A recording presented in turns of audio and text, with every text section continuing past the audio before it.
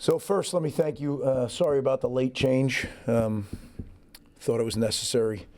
We'll do this the rest of the year if that's okay with you guys. Yeah,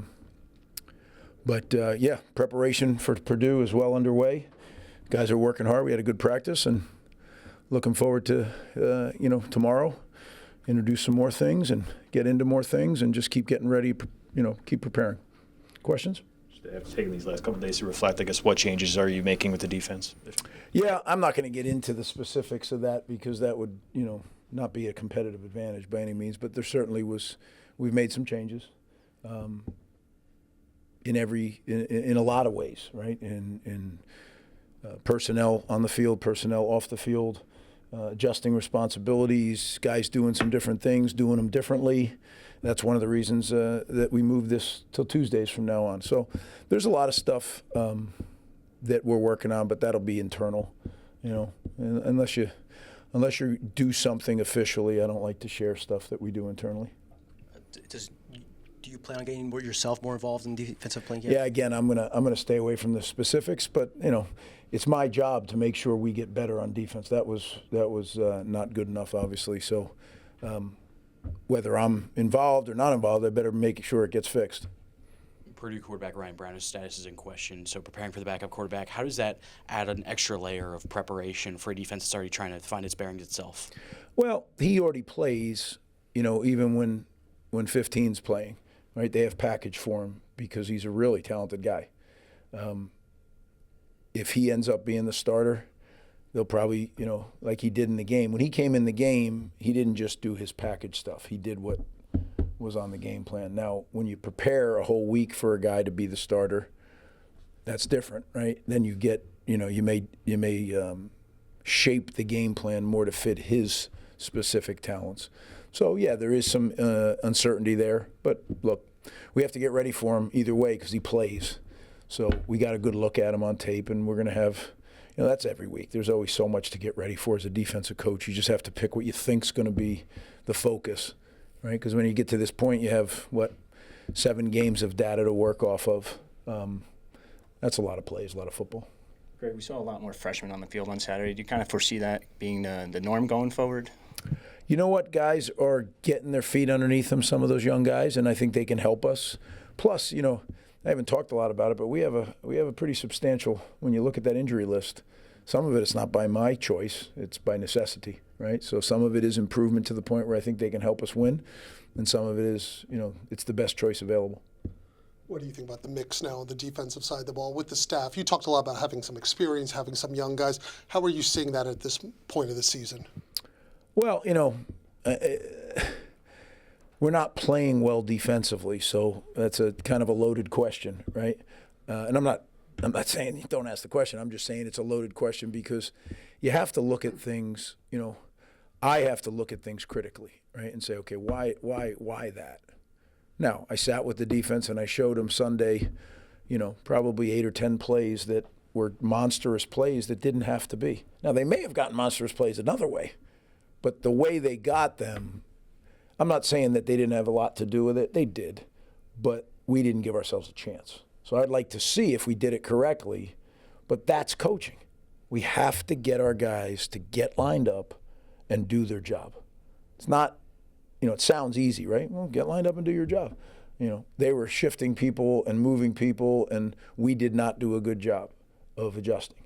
So we certainly have to get better, and that's what we're working on. For point of clarification, has anybody been fired on the staff? No, what I said is if there was something official, then I would make it public. It's all internal, and we're all working our tails off, literally, to get to where we need to get to. Sure. Safeties seem to be a position that's been struggling in particular. Is there anything you could point to why Kaj and Jed have had a bit of a harder time than maybe you expected?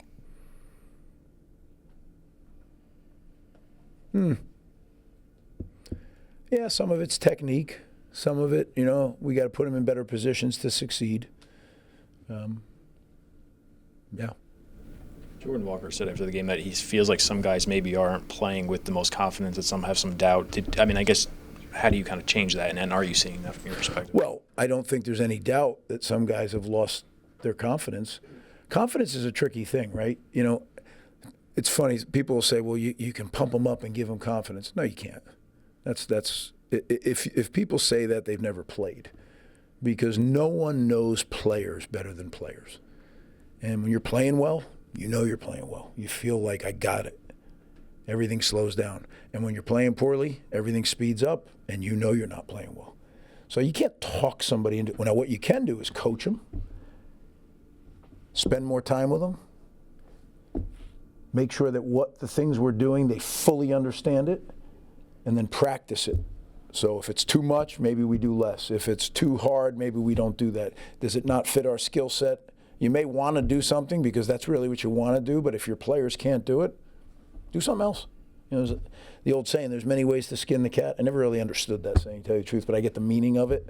That could be a project. Let's figure out what, with AI, that's not that hard, right? You just punch it in and find out. But yeah, there is. There's many ways to skin the cat, and we got to figure out what that way is here at Rutgers on our defense. Time for 2 more. Purdue has 6 games of film under them as a team, but with a roster as much as any in the country's had a ton of turnover. Does that affect the preparation at all, knowing that you're seeing guys that have played all over the place in their college careers? No, not really, because the skill set they bring with them, but the coaches at Purdue are excellent coaches. And I don't know Coach Odom personally, but I know him professionally. And everywhere he's been, he does an excellent job, whether it was his defensive coach or head coach.